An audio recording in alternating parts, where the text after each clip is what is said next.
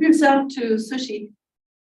Did it get back, sign back in? Well, I mean, I was trying to find okay, Bob. it seems like it's okay. But now this meeting is being live streamed. I don't know, there was a message that you got logged out. I don't know if you need to tell Bob about that. Oh, I guess he'll know if it's not. But it looks like he's still logged in as far as I can tell. It said it logged out, but This seems good to start the webinar. yeah. I guess he'll know. You want me to find him? You're good to go. Can you hear me? you got a message that it logged out? Sorry. Yeah, it said you've been Signed logged up. out, but it's still running, so I don't know what that means. Yeah, Do we worry? I'll see. Okay. And it's.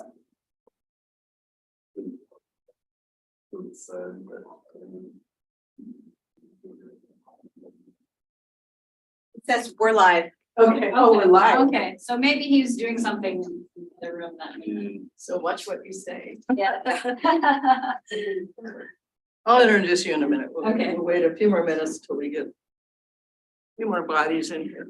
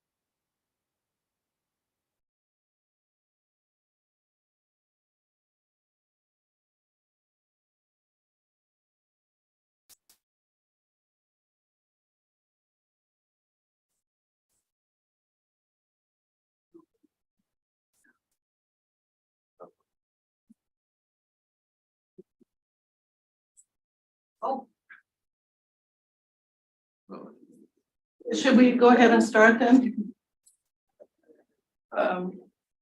So welcome everyone. I'm Dr. Laura Miller. I am the Eiichi Shibusawa Seigo Arai Endowed Professor of Japanese Studies and Professor of History.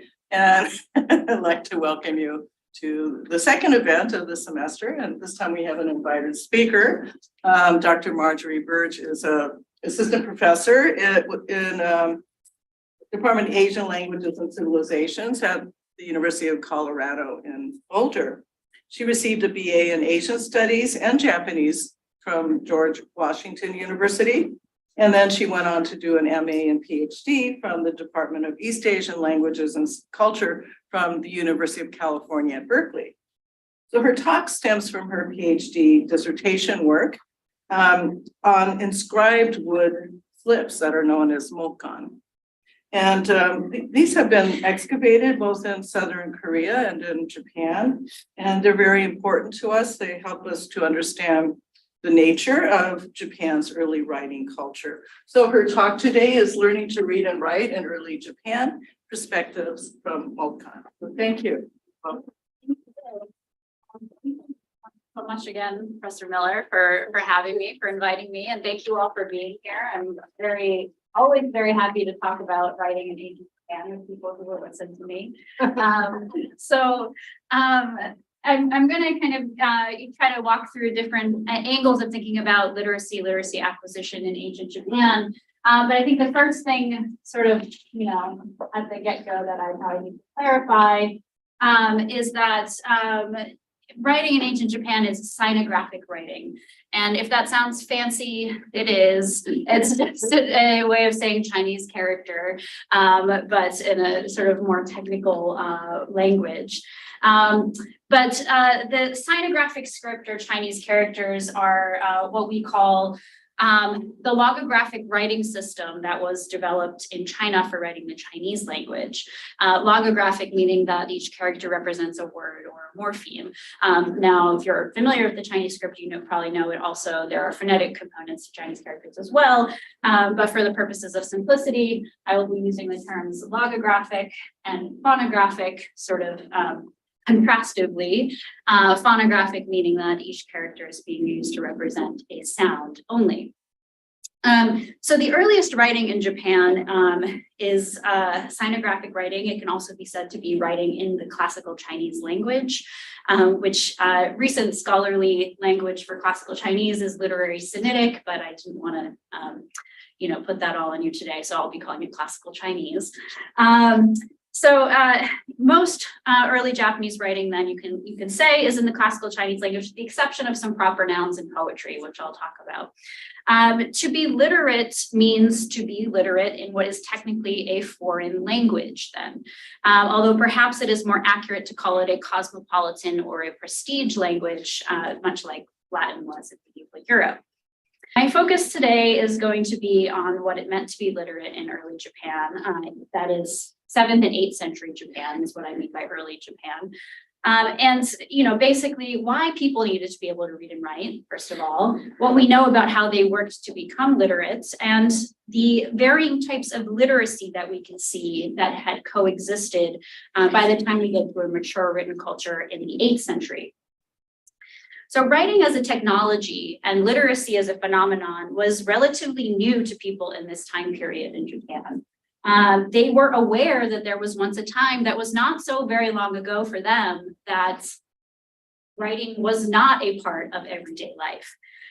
So while writing had been known in Japan from probably about the 5th century, it's not a prominent feature of the material record until the mid-7th. At which point it becomes an important technology for the operation of a Chinese-style bureaucracy. When I say material record, I'm referring mainly to excavated wooden documents known as Mokkan, as Professor Miller mentioned. So I'm going to talk more about them in a minute, but if this is a good visual, I'd like to have a prompt with me. How literate elites saw themselves in this period, and how they saw their kind of the skills, literacy as it was developing in this period of very rapid change can be glimpsed to an extent through how they themselves wrote about the history of writing in the 8th century. So that's where I want to start. With anything we're talking about the received textual tradition, what we know about the 8th century, you always go and start with the Kojiki and the Nihon Shoki, which are the two earliest extant histories in Japan. Both of them date to the first quarter of the 8th century. Both tell a very similar story about how writing first came to Japan. That is, they attribute it to the king of Pekje. The Kojiki gives us a specific king Chogo who ruled in the latter part of the 4th century. And it's through him sending literate people that writing first comes to Japan. So these become the first teachers of writing in Japan. Now, in this story, we have a groom, achikishi in Japanese, that accompanies a male horse and a female horse that are gifts from the Pekje king. Now, this is the Kojiki version. The Nihon Shoki version has another detail here that actually this groom knew how to read and write, just, happened to know. And the Japanese ruler, the Yamato ruler at the time, is very impressed by this, asked if there are any others like him, and asked that they be sent as well. And that's how we get Wani Kishi, or just Wani, who is commonly known as sort of the originator of writing, the first teacher of writing in Japan. So how conceivable is this narrative? Well, a lot of continental civilization was making its way into Japan through Pekje during what is known archaeologically as the Kokun period. Let's try to get there. The Kokuin period, approximately the mid-3rd century through 645, and I'll talk about the significance of the year 645 in just a moment. But during this period, Japan was a close ally of Paekje, which is in the southwestern part of the Korean peninsula. Paekje was, throughout most of this period, kind of in constant war with Goguryeo and Shilla, its two peninsular neighbors. But Japan was, a source of military and material support for these conflicts. And then from Japan's side of things, they were very interested in protecting the so-called Kaya polities, which are mainly located on the tributaries of the Nakdong River, this being the Nakdong River here. And these polities, small kingdoms that, formed a sort of a confederacy, they were Japan's primary source of iron. And it's quite possible that Japanese rulers also had kinship ties with some of the rulers of these polities. So Japan's relationship with Paekje was important in kind of trying to protect those polities from Shilla encroachment, which ultimately fails in the mid-6th century. So the peculiar thing here about the story of writing coming to Japan through Paekje is it's less about the circumstances, which seem perfectly plausible, than the dating of the transmission of writing. Because the account is, again, to return to it, dated to the late 4th century. And there's just no evidence that there was widespread literacy or writing really much at all in Japan until the mid to late 7th. So how can we reconcile that 3-century gap? Well, some have proposed that the dating here is just too early, that maybe Paekje actually sent these literate scribes for the first time early in the 6th century. That was a time when Paekje was in particular need of Japan's support, and so may have been trying to elicit that through those means, and that's certainly plausible. But I think maybe the key to understanding the gap between this account and what the material record tells us actually lies in how we think about writing and literacy as a concept. That for writing as it is arriving in the Kokuin period is not conceived of as something that everyone needs to be able to do, that everyone should learn and employ in their lives. Rather, it's the exclusive domain of a few expert families for whom it is their profession. It is very much akin to, if we look at the end of this account, it mentions that along with Wani came a person skilled in metalworking and the weaver women of Wu, right? So someone who can read and write is basically, their profession is writing to the same extent that this person's profession is metalworking and weaving, etc. So extensive appearance of writing in the material record, as I mentioned, is a mid to late 7th century phenomenon. And that essentially coincides with a paradigm shift, wherein writing is then no longer thought of in these terms, right? It's no longer a hereditary occupation that is the exclusive domain of a few lineages, but it's a critical skill that everyone needs to know how to do, needs to employ in service of the sovereign as part of a newly established Chinese-style document-based bureaucracy. So why does the paradigm shift occur in the mid-7th century? Well, I said I would get to the year 645. Some of you may know of this so-called Ishii incident where Prince Nakano-Oe, sorry for the blood, along with his comrade Nakatomi no Kamatari, they assassinate the son of the great minister Sogano Emishi in front of the regnant empress at the time.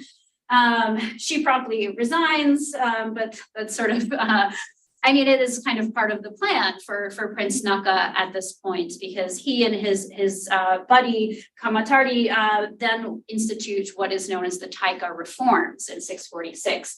And these are basically reforms designed at reshaping the way the Japanese state works to follow a Chinese-style bureaucratic model with an autocratic emperor at the center. This is very much in contrast to, if you look at the 6th century chronicles of the Nihon Shoki, what emperors look like in that period is more like a first among equals, constantly deferring to ministerial families. So this is a deliberate effort at kind of centering the emperor more in terms of the exercising of power. But ultimately, these reforms are ineffective because essentially they're there aren't enough literate people to fill the ranks of this new bureaucracy. So these reforms can only really do so much. It's actually the fall of Paekje in 663 that I see as kind of the opportunity that Tenchi was waiting for, where he gets an influx of literate people from Paekje that then become kind of the ones who first educate a literate generation in Japan. So in my work, I've focused a lot on the so-called Omi capital, which is a capital established in the southern end of Lake Biwa. This is Lake Biwa, the Omi capital is down here in what is now Otsu City. This capital only lasts for about 5 years, but it is established deliberately in the aftermath of the fall of Paekje, as Japan is sort of fearful of possible Tang invasion because they have done battle with the Tang trying to save Paekje, and they fail spectacularly. So part of moving to Omi, which is very far away from the traditional home of the Japanese court, which is in the Yamato region, is out of that fear. But it's also a place where there are already established communities of Paekje immigrants, and Tenchi is, settles more of them there, and he's really able to draw on that sort of human resource in actually sort of driving forward some of those reforms he had started 2 decades earlier. He now has the human resources to do so. So it's at Omi that Tenchi first establishes a imperial academy, and the first teachers in that academy are all immigrants. So I've mostly been telling a story that's very much textually based until now, but I'm gonna now shift to talking about some of the material record. So the main material or archaeological evidence that we are working with when we talk about early Japanese writing is Mokkan. Now, Mokkan are strips of wood with ink writing, as has been mentioned. They are usually recovered archaeologically, although there are some cases where they are found above ground. Famously, a few years ago, there was some found at Horyuji that had been used as part of a Buddhist banner frame. So these inscriptions, though, in contrast to those received texts that I've been talking about, they're everyday writing. They are produced in the moment, for the moment. There's no eye to posterity. There's no editorial process. They go into the ground when they are deposited, and they come out in the present day, right? And there's no sort of intermediary who's editing, polishing them, etc. And this is, in sharp contrast to something like the Kojiki or the Nihon Shoki, which obviously has a very strong editorial hand at work. Thus far, excavations in Japan have yielded approximately 400,000 Mokkan, which is just incredible. I also do work on Southern Korean Mokkan, and in contrast, there are 500. Wow. It's a very, very big difference. Now, it should be said that among these, about 10% date from the 7th century or the pre-Nara period. So 90% are coming from the 8th century and later. And the vast majority of those are coming from the Heijo Palace site in Nara, which was the capital at the time. That's in terms of these hundreds of thousands of Mokkan, it's an 8th century phenomenon. It's an important distinction to make. Excavations at Tenchi's Omi capital, though, have been pretty limited because there is a very densely settled residential community that now sits atop the Omi capital site. So we only have tentatively two, I'm not quite ready for this, two Mokkan that might date to the period of the Omi capital. Now, the Nihon Shoki, just to cite one more thing from that, gives us a picture of Tenchi's capital as being home to a large number of Paekje refugees, does it very nicely by telling us this was a popular song of the age.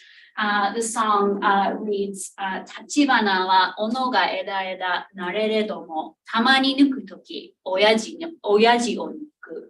So the oranges, each on their own branches, they ripen, but when they are strung as beads, they are all on the same cord. So this song is about how we have officials of Paekje and Yamato origin who are now, they may have ripened separately, but they are now working together in service of the Japanese ruler, right? So, this is the picture of the Omi capital that Nihon Shoki gives us. And I think the two excellent pieces of Mokkan that we have sort of add a different perspective on this a little bit, but also fit with it, in interesting ways. So the first one I want to talk about in this context is this Minami Shiga Mokkan, and I apologize that this Mokkan seems to be so little studied that there is not even a professional photograph of it, and I'm working mostly from a sketch from the original site report. But hopefully when I go to Japan this summer, I'll get to see it in person and get some photos of it myself. But this Mokkan has a typical shape of a so-called tag or label Mokkan, and that you see those grooves at the top. That's where you would have tied a string around it to attach it to some kind of shipment usually. But there's a lot of text on this one for that kind of a document. And a lot of it is illegible, admittedly, but there are a few things that we can make out. And importantly, two things that we can make out is we have this Kabane title, which is a family title that occurs twice. You can see it in the drawing kind of one time there and one time there. So this Kabane title is Osa, which means translator. Now, this is not the most frequently occurring kabane. In later 8th century texts, you hardly see this at all. I mean, there's certainly still people who have this title, but the fact we seem to have two distinct individuals on this Mokkan that have this title just suggests that, you know, in general, there's needs to be a lot of translating and interpreting happening where we have essentially a bilingual, bicultural sort of situation at the Omi capital. Now, again, there's not really much I can say about this particular piece beyond that until hopefully I get a better look at it. But this one is much more famous. This is the so-called Kita-Otsu Mokkan, which is found from a site where JR Otsukyo station now sits, is the southern edge of where the Otsu Palace is thought to have been. And this is basically, this is usually referred to as a glossary Mokkan. It's a really interesting piece. So this here on the left is the original Mokkan. This is a replica that sort of helps kind of you see it a little bit better. But basically what you have on this Mokkan are these large Chinese characters, right? A large sinograph, and then two columns of small characters underneath that are phonograms. They are telling you how to read this character in phonograms. So this character, you may not recognize, it's a variant form of karada or body, but it's being glossed as tsukurafu, right? Which means to don. It's a verb, meaning to kind of put something on your body, right? We have another character here that's say, right? Spirit or wits or something to that effect, right? Which is being glossed as kuwashi, right? So again, we have what you would normally read as a noun if you just saw the character in isolation being glossed as an adjective, kuwashi, be detailed or precise, right?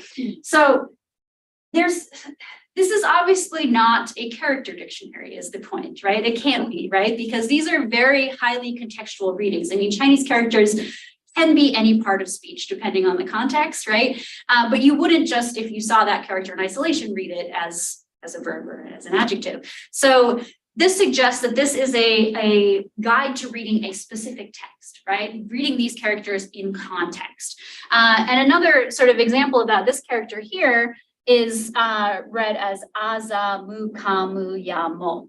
So there, the verb has been conjugated. You've got an auxiliary mu, which is a future supposition. Then you've got an ending exclamatory particle yamo, right? So again, it has to be in some sort of context. And the other really interesting thing about this particular reading that's given for this character, this here being read as ya, there's maybe, I think, one example of it in Manyoshu, but it's pretty rare in Japanese context, very common in peninsular contexts, actually, Korean peninsula. And going on what we know of Old Japanese from the 8th century, this should be aza mu kame yamo. Before yamo, you're supposed to have an izenke, right? Is what people say anyway. So it should be me yamo, but it's mu yamo. So maybe this is a second language learner. Maybe this is actually a Pekje person who's trying to parse a text into Japanese. Again, very, very speculative, but certainly a possibility. So these two Mokkan, I think, I will say that this one in particular, in terms of thinking about evidence for literacy acquisition, this tells us something very interesting, right? And very important, that pretty much from the inception of written culture in Japan, we have scribes glossing texts into the vernacular language, right? This is something that I will focus on quite a bit because there has been this argument that you will still see even now that vernacular glossing, kundoku, what's known as kundoku in Japanese, that's something that comes later, right? When there's a need to kind of make classical Chinese text more accessible, right? But the first people who learned to read and write Japan, they just did it directly, right? How would you do that? How do you learn a new language, a foreign language without using your native language, right? But this is sort of definitive proof that yes, they were using their native language to gloss these texts, and this is happening pretty much from the inception of written culture in Japan. So unfortunately, Mokkan that might date to the Omi capital are just these two. But we do have some Mokkan that come from the Omi area. So I'm not going to get into too much detail, but the larger area around Lake Biwa is in terms of late 7th century Mokkan that come from outside of the Asuka region, so outside of the capital in Yamato. Omi is one of the places where you get a lot of them. The ties again to Pekche written culture as we know of it are pretty strong. And this site group, what I call the Yasu site group in Nishigawara here, right? There's a whole bunch of sites in that one cluster there. This was an area that was particularly heavily settled by Pekche immigrants. And one of the pieces that we get from that site is what's called the Yunobe site Mokkan. This has a date on the right edge that is equivalent to 676. So we're talking only 4 or 5 years after the fall of the Omi capital. So I do like to kind of put it in that context. And the interesting thing about this is it's basically a brick. It's a heavy, thick piece of wood. It does not look like a typical Mokkan. And it seems that the reason for that may have been that this was a model text that was kind of kept on a shelf and consulted as a basically how to compose this type of document. So this type of document is known as a cho, which is a petition. So, you got to put the character cho at the beginning, you got to end with kin cho ya, or actually the ya you can read. And then the content, the way that it's written, I mean, it's pretty standard, good classical Chinese. There's nothing sort of particularly vernacular about it. But why would someone keep this on their shelf, right? If not to kind of look at it when they themselves need to write a cho, right? Maybe this was a successful petition and that's why it was looked to as a model, or maybe it's just fairly simple. I mean, the language here is pretty straightforward. The content of the position here actually, or the petition here is about this shadow person status, which basically means, the children of the elite nobility they are supposed to be entitled to rank as soon as they come of age. That's what a shadow person is. So this complaint here, basically about serving as a shadow person versus a commoner rank, right? That's what that's about. It's really hard to say much more about this document other than that it seems to, in terms of serving as a petty bureaucrat in this period, you've got these kind of things on your shelf. Maybe you need to consult them. Maybe like we would buy a manual about how to write emails, right? This is the late 7th century equivalent of that. So I'm going to shift gears here a little bit and focus more on this question of literacy acquisition, kind of with that historical background of sort of, how we get from 5th century writing as profession to, Omi capital really have written culture taking off. So in terms of what I think we can say about the process of literacy acquisition in Japan, and I'm going to go through each of these in more detail, is that first of all, there are both formal and informal routes to literacy acquisition. We have an imperial academy, but not everyone attends it. Some people prefer to have private tutoring and study at home, particularly those shadow people who don't need to be, they're going to be appointed to the bureaucracy no matter what, so they can, study in the comfort of home. Literacy acquisition is something that involves reading and writing both classical Chinese and Old Japanese. And this, in this category, I include the idea that we are glossing classical Chinese into Japanese in order to understand and engage with the content of it as well. Toward the end here, I'll briefly talk about how there seem to be some scribes in the 8th century that start to try to stake a place for phonographic writing of Old Japanese. It's certainly not common, but maybe it can thrive in a context of somewhat limited literacy. And then third, that Mokkan are actually an ideal surface for literacy acquisition, and we can see this in the material record because they are cheap and reusable.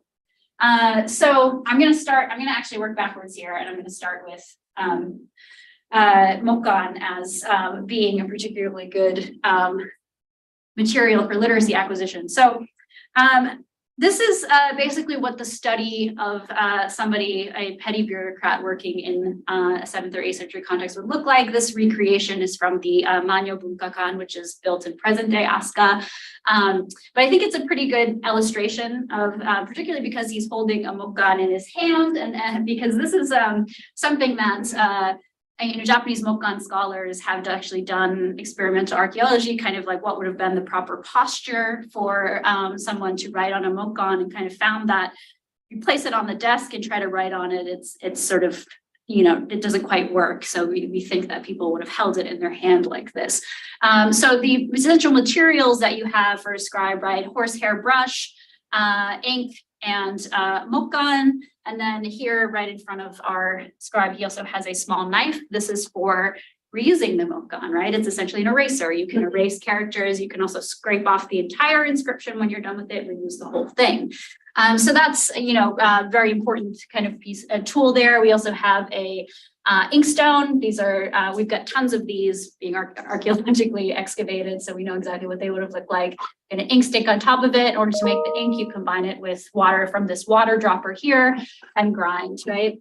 Now, the other thing about what he has, what we have in this picture, though, is he's got some paper scrolls behind him, too. So the other thing that I, should mention here, and, just again, for clarity's sake, is that we've got a multimedia, right, written culture here, right? Some types of texts are written on Mokkan, some types of texts are written on paper. Sometimes you even carve a text into stone, right? There's sort of different reasons for using these different writing surfaces. So certainly paper is still a part of this world as well, and you see that reflected here. Apologies, I've kind of lost my place because I've been going on script a bit. But these are the main tools that a scribe would have used to produce Mokkan, like we've been discussing so far. And in terms of what types of things would be written on Mokkan versus paper, I mean, Mokkan, again, is a good surface to practice your calligraphy on because you can throw it away, you can scrape it off and use it again. Now, if you're writing something official, if you're sending something to a high-ranking person, it's better look nice on a piece of paper, right? So that's kind of how we see the division of labor between the two, more or less. So if our scribe has kind of all of these tools at his disposal, well, then what is he learning? Now, the story of Wani tells us that Wani brought with him two texts, 1,000-character classic and the Analects. And it turns out these are the same texts that are used as literacy primers in 7th and 8th century Japan. Is that a coincidence? Probably not, because if you have ever done anything with a 1,000-character classic, which is kind of a 1,000 different characters organized in 4-character verse, it's sort of a mnemonic for memorizing them. That text, as far as we know it, did not exist prior to the 6th century. So Wani could not have brought that in the 5th century, right? So the fact that Wani is said to have brought these two texts with him probably reflects an 8th century worldview. Is like, okay, the first teacher of writing in Japan obviously has to bring these literacy primers with him, right? Without really regard to whether or not those would have existed at that time. The 1,000-character, I've already kind of mentioned this. The Analects is, of course, the Analects of Confucius.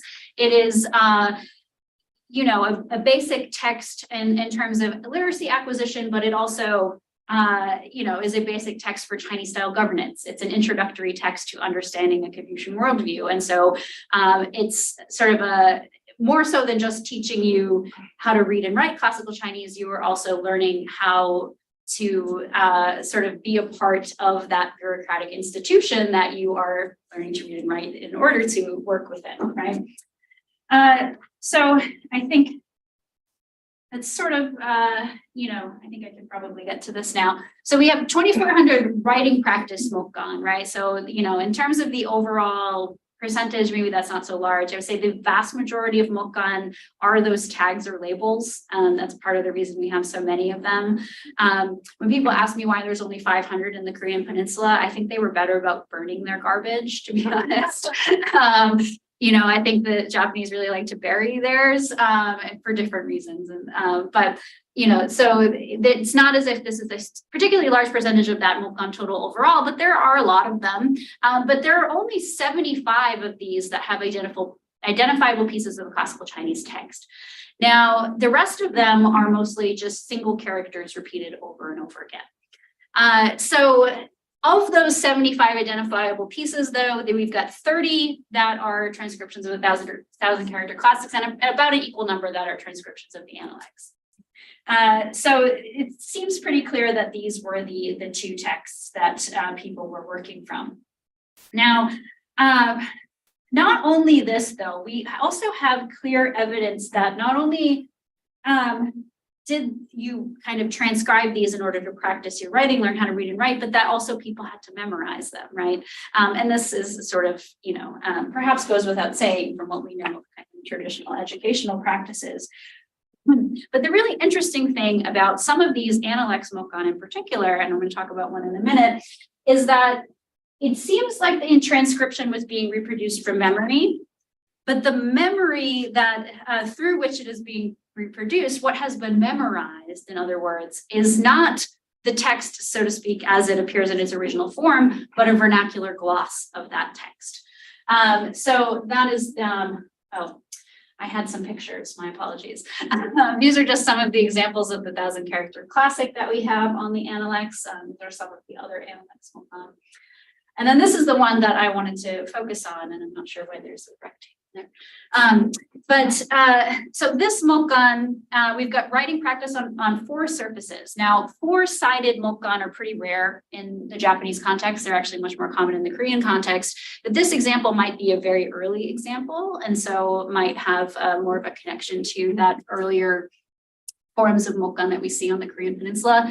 But of the 4 sides, the 3rd side is the only one that's really legible, and it just happens to have the text of the Analects on it. But it's not quite right. There are a few weird things about it.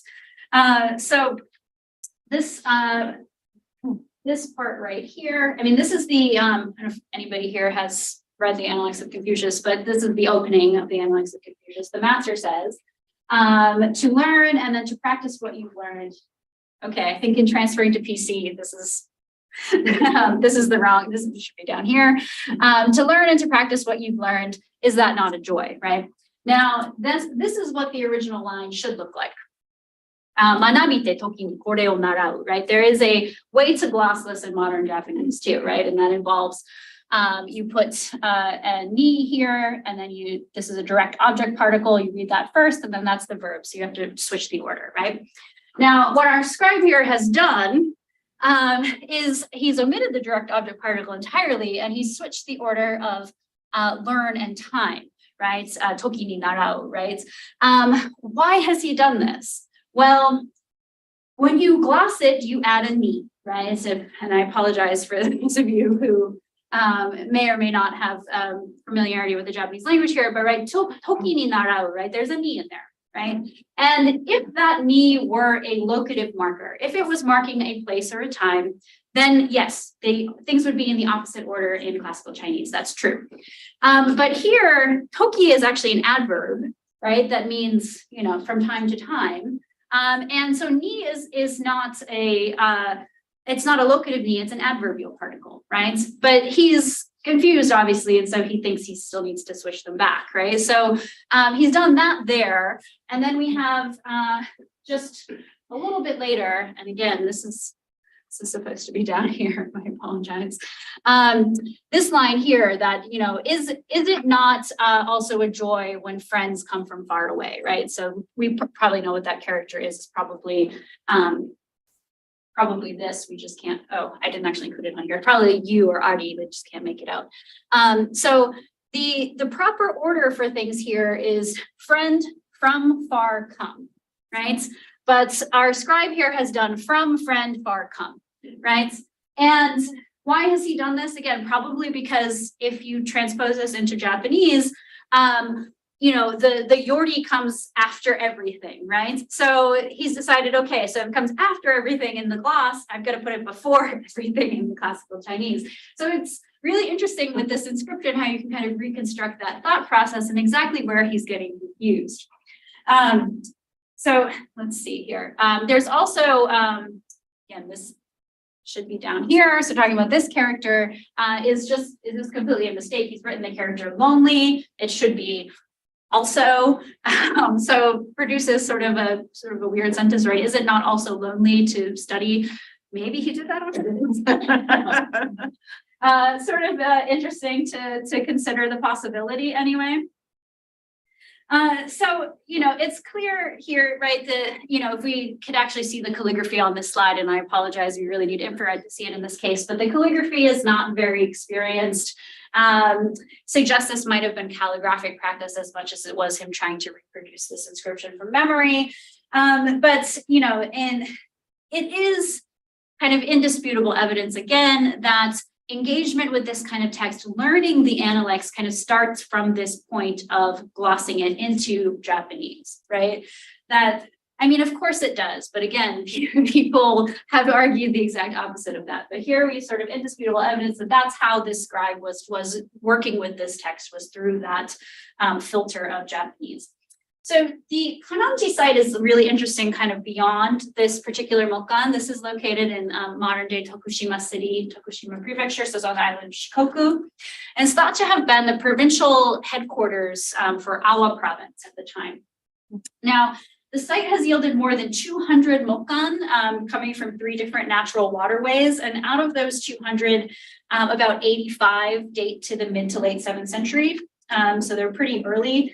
And some of them may even date to the 640s and 650s. So they're among the oldest Mokkan in Japan, and may be evidence that the Taika reforms at least had some effect, if not a very substantial one, that we have Mokkan coming from a provincial headquarters as early as the 650s. This site has, in addition to the Analects Mokkan, also yielded one of the earliest Mokkan that has the Naniwazu poem on it, which I'll talk more about in a minute. But this poem was basically a primer for learning your phonograms, right? How to write Old Japanese using Chinese characters. We also have among some of the Mokkan that date to a slightly later time, like 680, 690-ish. We have this one here, which is also a so-called glossary Mokkan. Now, this one, you know, maybe could be called closer to a dictionary, but in terms of format, it looks just like the Kitaotsu Mokkan. You have a big character here, Tsubaki, and then 3 phonograms in smaller size here, right? Tsubaki, right? And actually, this phonogram is actually a logographic phonogram. It's a bit sort of a hard thing to put into English exactly, but it's you know, the reading key is the kun reading, the vernacular reading, you know, the Japanese word for key, right? But it's being used here as a phonogram, although I guess you could technically argue that maybe the key in the word Tsubaki is key, but I mean, essentially becomes a phonogram in its own right. It's just the sound of it is based on that vernacular gloss instead of on the original Chinese sound. So, you know, there's some kind of a focus here on trees, maybe We have a scribe maybe working with a lexicographical text or something like that, where he's trying to figure out the vernacular readings for all of these different characters related to trees. But clearly, again, working on his sinographs through the vernacular language. So given these early examples from a very early provincial headquarters, maybe going all the way back to the Taika reform, I think it's just safe to say at this point that any and all discussions of literacy in early Japan must take into account that old Japanese speaking bureaucrats did not just acquire literacy in classical Chinese directly or in an unmediated manner.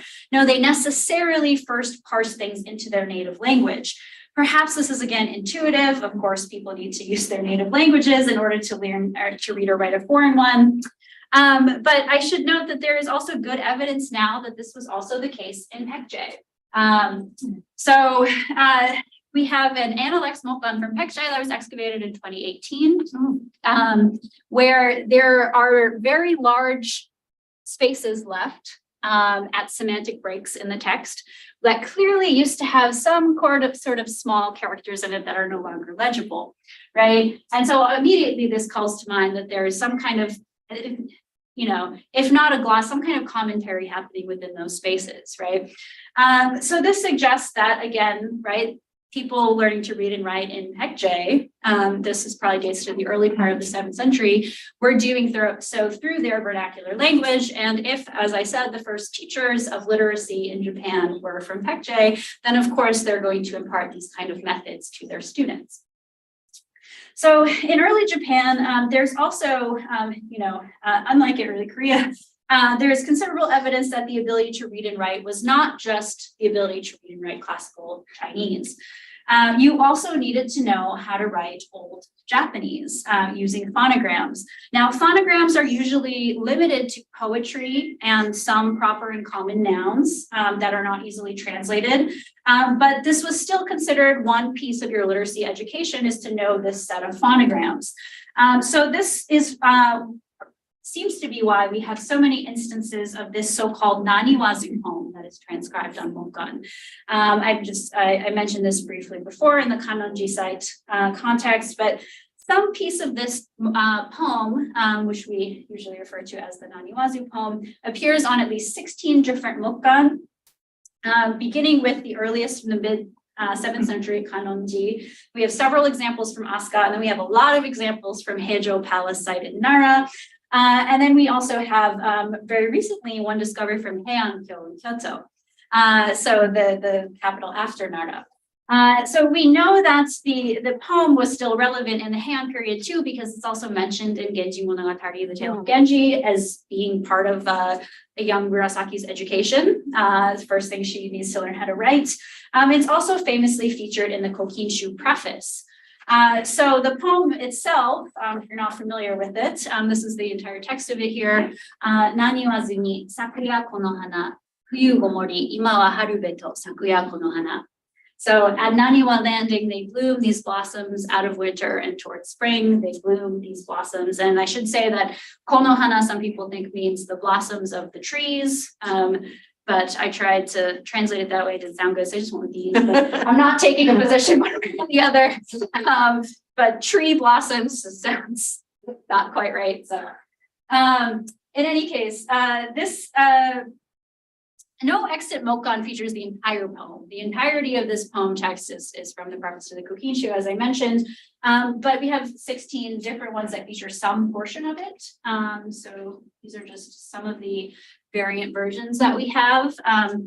And we have some poems that just have the characters for Naniwa on it, and we still kind of put them in this category because, you know, there's a consistent way which Naniwa is being written, right? So it's pretty, we can say with confidence that if, you know, somebody's writing the word Naniwa, they're probably trying to write this poem. But you can see here that, you know, there's something like a regular set of phonograms, a fairly simple regular set of phonograms that is being used pretty consistently here. There are variations here, but Naniwa is pretty much always written the same way. The syllable na, the syllable ha, the syllable no, pretty much always written the same way. Ko, you pretty much always get this. Fu. this one is actually really interesting because it's got like fui, ko, mori, ima, and then we've got wag for this, but there's some interesting things going on there, but there seems to be a relatively simple kind of comparing to, the way phonograms are used in text like kojiki, nihonshoki, manyoshu. There's a relatively simple set of characters here. So it seems like this poem was a way of introducing those basic phonograms that you need to know, right? And it's not that like every syllable is included in this poem, so there must have been sort of other pieces to that puzzle as well. But this was kind of the second, in terms of you've got the NLX and the 1,000-character classic on one side. On the other side of the equation, in terms of learning Old Japanese, you've got this Naniwazu poem. Now, one really interesting thing that we need to note about this poem is that the Kokichu preface says that the author of this poem is Wani. So this is curious, right? Very, very curious. It's not that if a scholar from Neche couldn't come to Japan and then end up composing a great Japanese poem that was beloved for generations, there's no reason why that couldn't have happened. But it's an awfully big coincidence that the founding father of literacy in Japan just happened to also author this, pillar of phonogram education. So, I think the association again of Wani with the foundation of literacy leads to this association of him with these foundational texts, these things that are used as primers.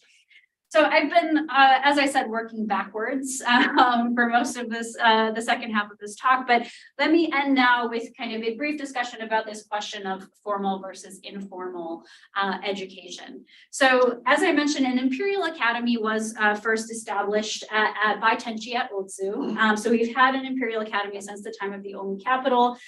Those who served in the bureaucracy in theory should attend, but not all of them did. And of course, those shadow people didn't have to. They would just get an automatic appointment when they came of age. Now, again, this was all in theory adopted based on the Chinese system, which again, it was in theory meritocratic and was more meritocratic than the Japanese system anyway. But whether or not you studied at the academy or you didn't, probably your education, at least in the beginning stages, looked fairly similar. You've got the 1,000-character classic, the Analects, and Naniwazu poem, right? But then, people who have a more fancy private education might go on to study things like the Wen Xuan, which is a Six Dynasties collection of poetry that was very popular, right? And, depending on the resources and your talent, you go on to study these more complex texts. And then on the other side of the equation, we seem to have people who had significant gaps in their education, right? They did the bare minimum that made them useful as petty functionaries within the bureaucracy. So the Shoso-in, which is a repository at Todaiji Temple in Nara, contains these two letters. So technically these aren't Mokkan, but they're really interesting because these are letters written entirely in phonograms. Now, I will say, as someone who reads a lot of old Japanese, this is incredibly annoying to work through. And I think it would have been for anybody at the time, right? The content here is nothing that could not have been written in classical Chinese in a standard document format in a manner which would have been more immediately comprehensible, right? Because part of the thing about logographic writing is you can kind of glance at it and get a gist of the content, right? With this, you've got to sit down and vocalize it to figure out where the breaks in the sentences are, what kind of the breaks in the words are, right? This is much more cumbersome, right? So then why is somebody writing like this? Could this practice have been more widespread at the time? As far as we know, there are no Mokkan that have this kind of writing on it, this kind of, document being written in phonograms entirely. These two are the only two examples we have from this period. They date to the mid 8th century, so it's fairly late in terms of what we've been talking about today. So these really stand out. And so why would somebody have been writing like this? It's a really complicated and interesting question without a clear answer. It's been proposed that the types of honorifics used in this text might be why you needed to write it out in Japanese. But in a world in which everyone is old Japanese speaking and that everyone is using honorifics and plenty of people are using classical Chinese document forms, that's not really a great argument, I think. I think that's an issue that applies to the society as a whole. I think there is maybe an argument to be made for secrecy as I said, I can't immediately tell what that says unless I sit down with it for a while. That maybe there was a desire to conceal the content here.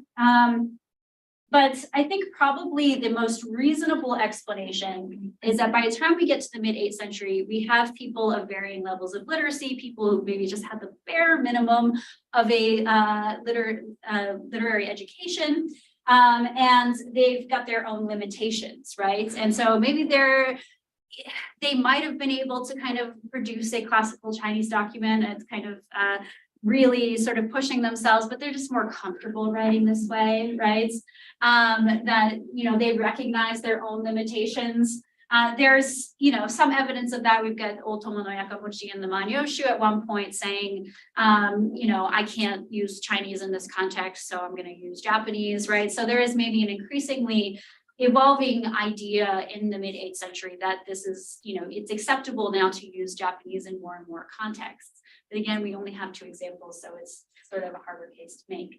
But I wanted to end with this just basically to say that by the time we get to the mid-8th century, there are, people who are very, very well versed in all things Chinese, and then there are people that maybe can only do this sort of thing.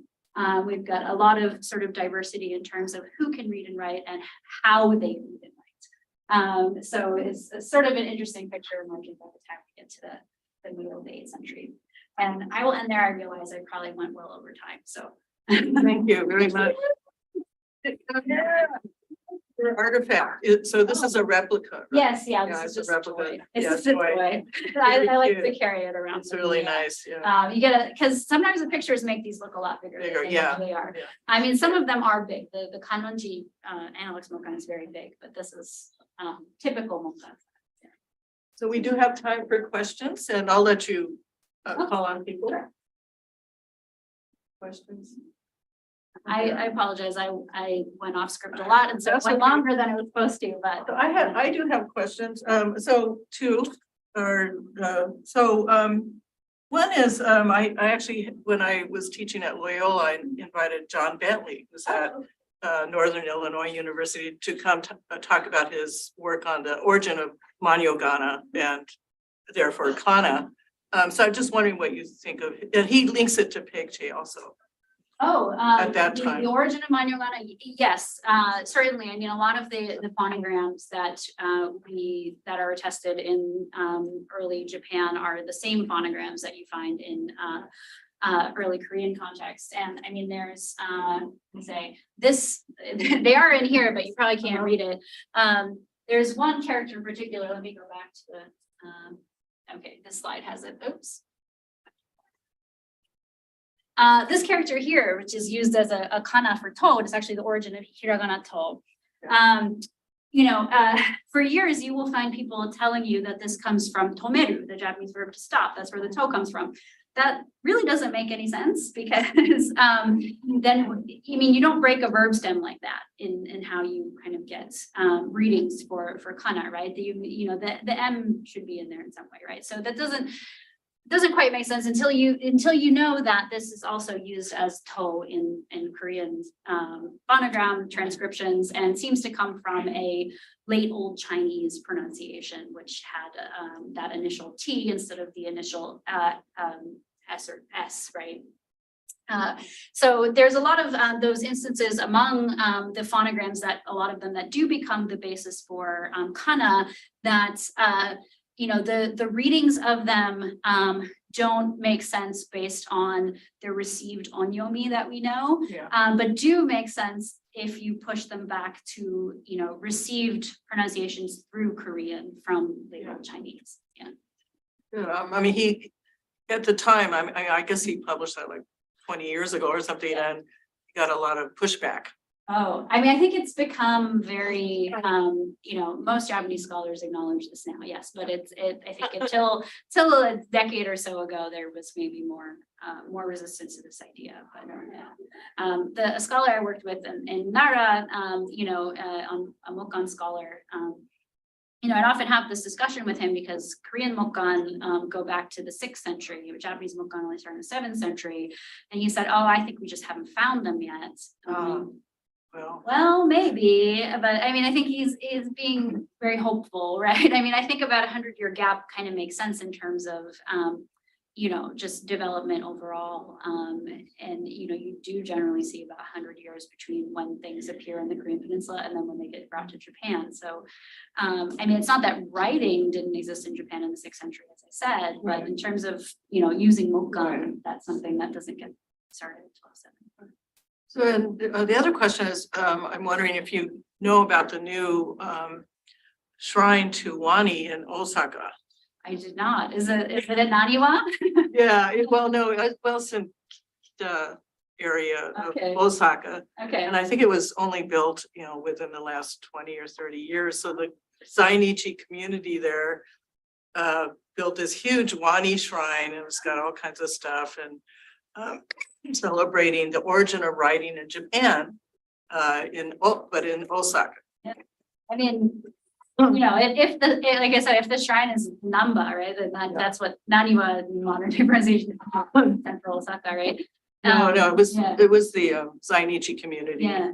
Oh, well, I mean, I'll have to check that out this summer. I mean, I think it's really interesting how these kind of things get, and even like, you know, Korean communities, you know, Pekje communities in the 7th century, kind of emphasizing their ties to those ancestors, people like Wani, as a way of kind of legitimizing their position within Japanese society at that time. So there's certainly parallels there, and I'm very interested in kind of how the modern Zainichi community relates to these kind of things. So I'll check that out. There's actually more than one shrine to Wani, Yeah. but the biggest one is the one in Osaka.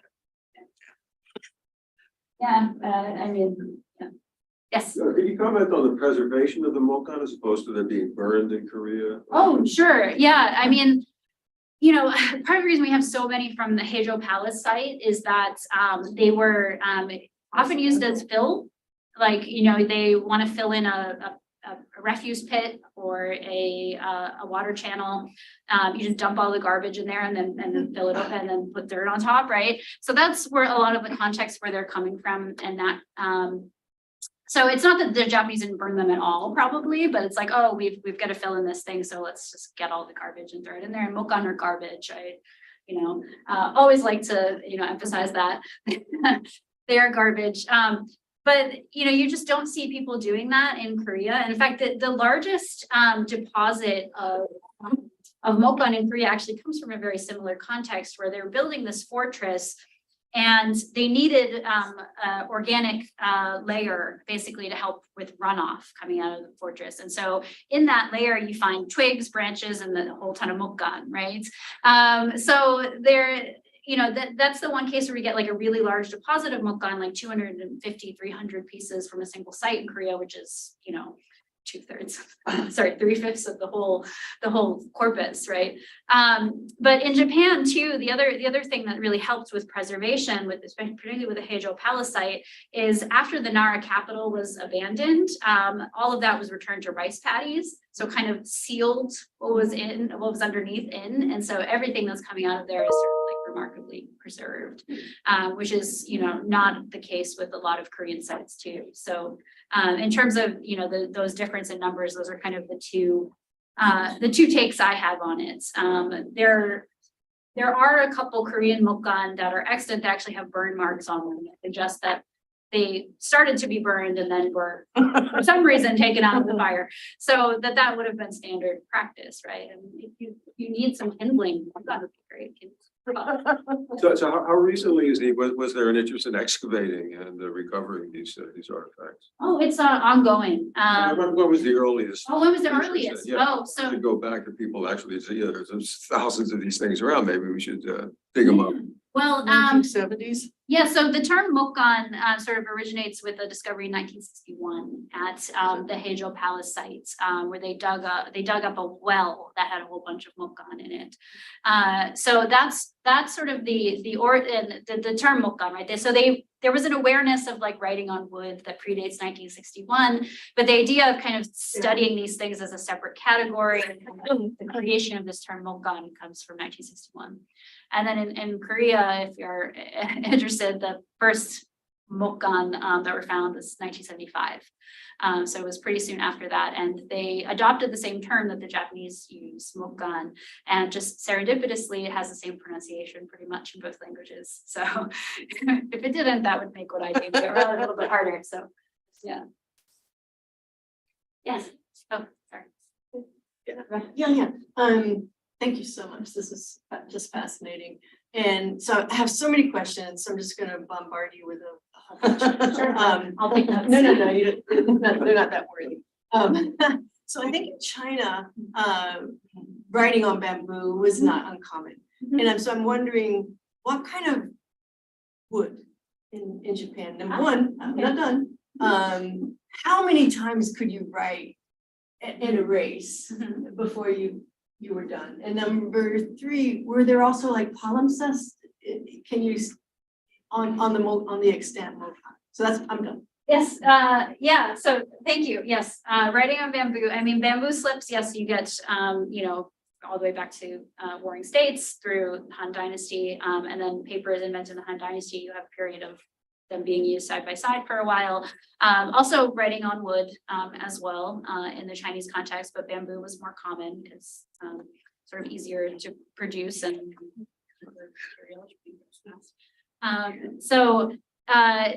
but in terms of like the end date for bamboo slips and you know, wooden slip writing in the Chinese context, you usually say around the Wu Dynasty, so like 5th century-ish. So there's a gap between that and when they first appeared in Korea about 2 centuries later, and then they appeared in Japan. So that's usually noted as sort of like, okay, so how does this concept get from China to Korea to Japan if there's that gap in between? And I mean, I won't get too much into the answer to that question, but it's probably has a lot to do with the Han Dynasty commanderies that were in the northern part of the Korean Peninsula until the 4th century. But in terms of what kind of wood they used in Japan, I mean, the whole point of Mokkan is sort of, you know, that they're cheap and you use what's around you. So most Japanese Mokkan are either hinoki or sugi. So cypress, Japanese cypress, or Japanese cedar. You occasionally get different types of wood in like provincial locations where, again, the types of trees they had around were different. So, you know, if you look at Korean Mokkan, it's, you know, obviously what they had around, so pretty much all pine, which with a little bit of Zelkova mixed in there. So that's your first question. How many times can you write and erase? I wish I knew. I mean, it's a fascinating question. I mean, so I kind of didn't mention this for time, but you know, those instances where you scrape the entire surface off of a Mokkan, then it would kind of get rolled up, right? Because, you know, and you know, that's what will happen if you scrape off a piece of wood in that sort of manner. And then those scrapings actually sometimes get preserved too. So we have those, you can unroll them and sometimes read them. So, you know, it's really fascinating to see, like, you know, what people were erasing, but how many times could they do that? I mean, I suppose you could try to measure it, right, with seeing how thick each of those scrapings are, but it sort of depends on kind of the first two and how they're doing it. But there are instances where we know that like a typical Mokkan would start out kind of about 0.5 centimeter thick. And then sometimes you get ones that by the time they're deposited, they're only about 1 millimeter thick. So clearly they're reusing it very like a lot. Sometimes they don't reuse it at all. But you know, this is one of those things where it's like, I want to try some experimental archaeology to kind of see how many times I could do that, see like what it's actually like to scrape that. I just, you know, I've looked for woodworking classes, kind of have to start, right? And I haven't quite got to that yet. They have Magatama making classes at museums in Japan. I'm sure they're doing this now. Yeah, I mean, I haven't heard of anything yet, but I was certainly Keep my eyes open because I have a chapter in my book coming out on Magatama, so I've been going to, you know, doing the sort of what you're doing with Mokkan, but with Magatama. And there's all these museums that have workshops, and you can get little kits and things. I love Magatama. Yeah, that sounds amazing. So I bet there's a kit for kids for making Mokkan. I haven't seen anything like that yet, but it's been 6 years since I've been to Nara, so I wouldn't be surprised if they have something like that by the time I go back. Yeah. And the question of palimpsest, whether people are kind of writing multiple texts. Yes, Yeah, they, there are some instances of this, like usually writing practice again, but they just write a new inscription over the old one without erasing it. So yeah, certainly people do that, and it seems, we don't know like why they prefer to do that rather than erase, other than probably that again, the content of the inscription wasn't important, they're just gonna throw it away anyway, so why not? Yeah, yes. Yes. Could you tell us a little bit about the writing instruments? I mean, what do they write with? So it's a horsehair brush, right? And what about ink? Right, I'm just trying to get back to the picture because it's easier to explain with the picture. Usually horsehair. I think there are a few instances of like rabbit hair brushes, but they're usually horsehair. There's also, I think, 2 Mokkan that have the characters scraped into the surface, probably using the tosu, the knife. For the most part, they'll be using the brush. Yeah. Ink, just So it's usually referred to as India ink. It's mostly imported. These bricks from actually from Shilla from Korea usually is where they're getting it in the 8th century.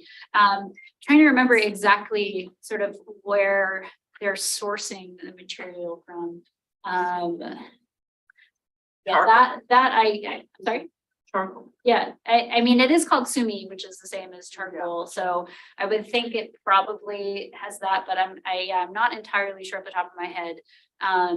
But I know that they were usually imported, or at least the finest inks were imported from Korea. They may have had some domestic production. I think it was pretty. Great. Cool. You said that there was a little string attachment device at the end of a lot of these. Yeah, so that's So, yeah. why so, like, it's got those little curves in it. Yeah. how long would these, like, for what reason would you want to be carrying it around with a string? Like, isn't this writing practice? So that is specific to these tag Mokkan, which this is basically a shipping label. So you have your taxed shipment of this is Thai, and you tie this onto the shipment so that the people in the capital know exactly where it's coming from, right? And how much of it, what you've sent and how much of it, right? So that's what they're for. I mean, the writing practice Mokkan, they're not gonna tie anything, Okay. yeah, and so they're not usually shaped like this, right? It's the only ones that are shaped like that.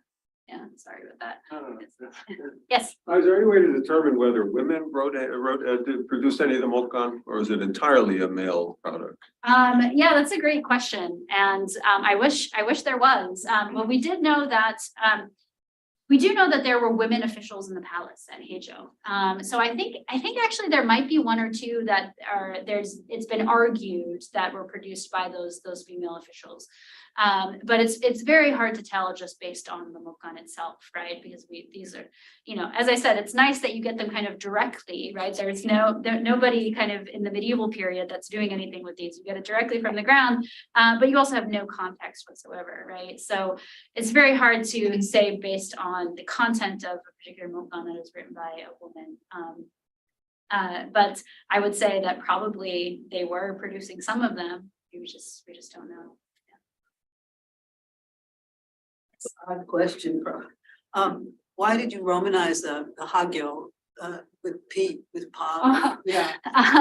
That's just kind of standard practice for Old Japanese. Phonetic reconstructions of Old Japanese usually say that the Hagyo would have been the Papi Feipo, and then by the Heian period you get Fafi Fu Feipo, right? And then so that's really the only reason. I mean, I tend to do that in the simplified way of Romanizing Old Japanese. There's also a more complex way of doing it that John Bentley is an expert in. I follow him on this, distinguishing the so-called 8 vowels of Old Japanese. sort of a tricky issue because I think in recent years, people have been arguing that there wasn't a full 8 vowels and, by the mid 8th century, they've pretty much, reduced to 6, if not 5.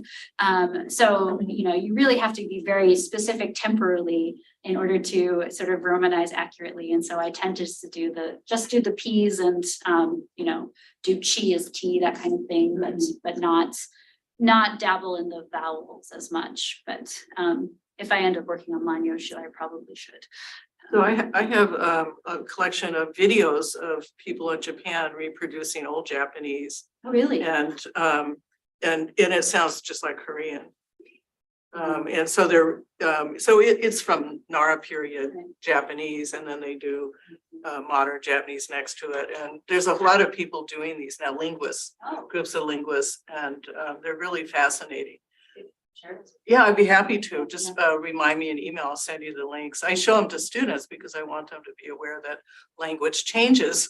Absolutely. Yeah. And I mean, one of the things about language too is that if you want to sort of reconstruct the original sort of received onyomi, right, the pronunciation of the character based on the Chinese pronunciation, you actually have to know the old orthography in order to be able to do this, right? So the example I like to use is Ju, right? 10, which the old orthography is Ji Fu, right? Which in our period would have been Ji Fu, right? And so then that had a final P in Chinese originally. But with the way that sound changes happened, you would never know that from the modern spelling. Yeah. So we have time for one last question, and then we'll have a few minutes. You can talk to her privately if you like, or take some more sushi, please, because there's a ton left. Do you have a question?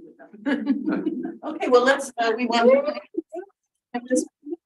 Thank you very much. Oh, thank you. And also, Oh, thank you. thank you. So everyone, please eat or take home some of the sushi. Thank you all so much for being here. I want to eat your artifact. Oh, yes, okay. I don't have to take you. Okay. But We'll wait.